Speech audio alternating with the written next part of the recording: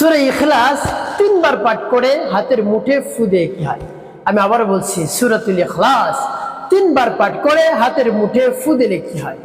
খুবই দামি এবং গুরুত্বপূর্ণ আমলটি।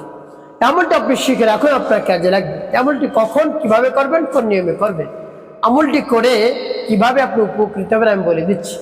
বিস্তারিত জানার জন্য, আমলটি শিখে রাখার জন্য ভিডিওটি না টেনে না কেটে ধৈর্য এবং মনোযোগ সহকারে শেষ পর্যন্ত আপনি দেখতে থাকেন, তাহলে সঠিক নিয়মে আপনি আমলটি করতে পারবেন।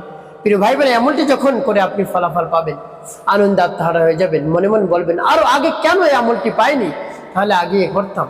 কোনো সমস্যা নেই, এখন পেয়ে গিয়েছেন, আমলটি করুন। বিশ্বাস নিয়ে, আস্থা নিয়ে দেখবেন সাথে সাথে কাজ হয়ে যাবে। প্রিয় ভাই বোনেরা, আমলের শুরুতে কি করবেন? আপনি উত্তম রূপে পবিত্রতা অর্জন করবেন। পবিত্রতা অর্জন করে পবিত্র স্থানে আপনি কিবলামুখী হয়ে বসবেন। এরপরে জীবনের গুনার কথা স্মরণ করে ক্ষমা প্রার্থনা করবেন। আস্তাগফিরুল্লাহ, আস্তাগফিরুল্লাহ, আস্তাগফিরুল্লাহ বা পূর্ণ ইস্তিগফারটি আপনি পাঠ করতে পারেন। আস্তাগফিরুল্লাহ রাব্বি মিন কুল্লি যামবি ওয়া আতুবু ইলাইহি লা হাওলা ওয়ালা কুওয়াতা ইল্লা বিল্লাহিল আলিয়্যিল আযীম। এভাবে যখন ইস্তিগফার পাঠ করা হয়ে যাবে, তারপর 3 বার দুরূদ শরীফ সাল্লাল্লাহু আলাইহি ওয়াসাল্লাম, সাল্লাল্লাহু আলাইহি ওয়াসাল্লাম, সাল্লাল্লাহু আলাইহি ওয়াসাল্লাম। এরপর আপনি সেই সূরা ইখলাস পাঠ করবেন। প্রিয় ভাই বোন, সূরাতুল ইখলাসের অনেক ফজিলত রয়েছে, গুরুত্ব রয়েছে। তাই সূরাতুল ইখলাস একবার যদি পাঠ করতে পারেন, 10 পারা কোরআন শরীফ পড়ার সওয়াব, 2 বার পাঠ করতে পারলে 20 পারা কোরআন শরীফ পড়ার সওয়াব, 3 বার পাঠ করতে পারলে 30 পারা কোরআন শরীফ পড়ার সওয়াব, অর্থাৎ পুরো কোরআন শরীফ পড়ার সওয়াব আল্লাহ রাব্বুল আলামিন আপনার আমলনামায় লিখে দেবেন। এতই গুরুত্বপূর্ণ এবং ফজিলতপূর্ণ। সুবহানাল্লাহি ওয়া বিহামদিহি। প্রিয় ভাই বোনেরা, আর 10 বার পাঠ করলে আল্লাহ রাব্বুল আলামিন জান্নাতের মধ্যে একটি বাড়ির বরাদ্দ করে দেন আপনার জন্য। প্রত্যেক দশকে দশকে একটি বাড়ির বরাদ্দ করে দেন। আপনি থাকবেন দুনিয়ায়, জান্নাতে বাড়ি নির্মাণ করবেন। সুবহানাল্লাহি ওয়া বিহামদিহি। তাই সূরাতুল ইখলাস বেশি বেশি আপনি পাঠ করুন। তবে 3 বার পাঠ করে মুঠে ফু দিলে কি হয় আমি বলে দিচ্ছি। প্রিয় ভাই বোনেরা, এভাবে যখন ইস্তিগফার দুরূদ শরীফ পাঠ করা হয়ে যাবে, সূরা ইখলাস পাঠ করবেন। যখন পাঠ করবেন, রব্বুল কারীমের কাছে বলবেন, আল্লাহ আমার আমলকে, আমার সময়কে কবুল করুন, আর যে সমস্যা সমাধানের জন্য আমলটি করতেছি সেই সমস্যা আপনি সমাধান করুন। এভাবে বলে তারপরে আপনি আমলটি শুরু করে দেবেন। বিসমিল্লাহির রাহমানির রহিম। কুল হুয়াল্লাহু আহাদ, আল্লাহুস সামাদ, লাম ইয়ালিদ ওয়া লাম ইউলাদ ওয়া লাম ইয়াকুল লাহু কুফুয়ান আহাদ। যখন পাঠ করা হয়ে যাবে, এরপর আপনি কি করবেন? একটি ফু দিবেন হাতে। তারপর আপনি আবারও পাঠ করবেন, বিসমিল্লাহির রাহমানির রহিম। কুল হুয়াল্লাহু আহাদ, আল্লাহুস সামাদ, লাম ইয়ালিদ ওয়া লাম ইউলাদ ওয়া লাম ইয়াকুল লাহু কুফুয়ান আহাদ।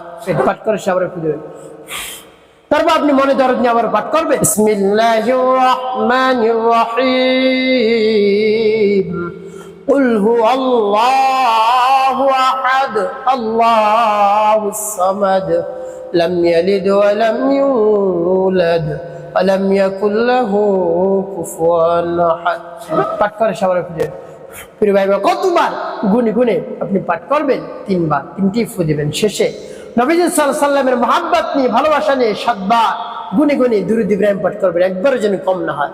আল্লাহুম্মা সাল্লি আলা মুহাম্মাদ ওয়া আলা আলি মুহাম্মাদ কামা সাল্লাইতা আলা ইব্রাহিম ওয়া আলা আলি ইব্রাহিম ইন্নাকা হামিদুম মাজিদ। আল্লাহুম্মা বারিক আলা মুহাম্মাদ ওয়া আলা আলি মুহাম্মাদ কামা বারাকতা على إبراهيم وعلى آل إبراهيم إنك حميد مجيد. اللهم صل على محمد وعلى آل محمد كما صليت على إبراهيم وعلى آل إبراهيم إنك حميد مجيد. اللهم بارك على محمد وعلى آل محمد كما باركت على إبراهيم وعلى آل إبراهيم إنك حميد مجيد. اللهم صل على محمد وعلى آل محمد كما صليت على إبراهيم وعلى آل إبراهيم إنك حميد مجيد. اللهم بارك على محمد وعلى آل محمد كما باركت على إبراهيم وعلى آل إبراهيم إنك حميد مجيد. اللهم صل على محمد وعلى آل محمد كما صليت على إبراهيم وعلى آل إبراهيم إنك حميد مجيد. اللهم بارك على محمد وعلى آل محمد كما باركت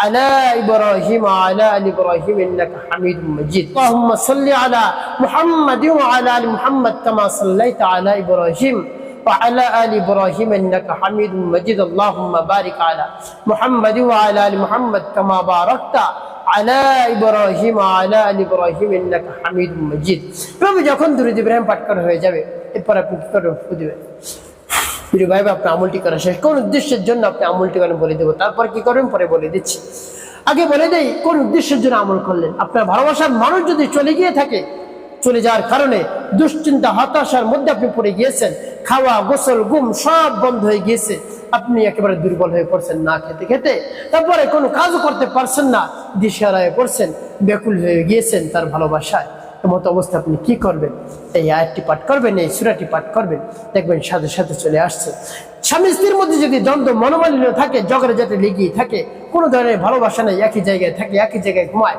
ভালোবাসা নেই মহব্বত নেই কিছু নেই তাহলে আপনি সাথে সাথে এভাবে সূরাতুল ইখলাস পাঠ করবেন পাঠ করে হাতের মুঠে ফু দেবেন আল্লাহ রাব্বুল আলামিনের উপর পরিপূর্ণ বিশ্বাস নিয়ে আস্থা নিয়ে দেখবেন ভালোবাসার মানুষ চলে আসছে স্বামী চলে আসছে স্ত্রী চলে আসছে আর আপনাদের মধ্যে দ্বন্দ্ব মনোমালিন্য হবে না একজন অপরজনকে পাগলের মতো ভালোবাসবে একজন অপরজনকে ছাড়া কোনোভাবেই থাকতে পারবে না একজন অপরজনের দিকে আকৃষ্ট হয়ে যাবে প্রিয় ভাই বোনেরা তাই এমনটা আমার দেখার নিয়ম অনুযায়ী করুন অবশ্যই আপনি উপকৃত হতে পারবেন একটি কাজ আপনাকে করতে হবে 5 ওয়াক্ত নামাজ আদায় করতে হবে মানুষের কল্যাণে খেদমতে কাজ করবেন অবশ্যই আপনার জীবন সুখময় হবে শান্তিপূর্ণ হবে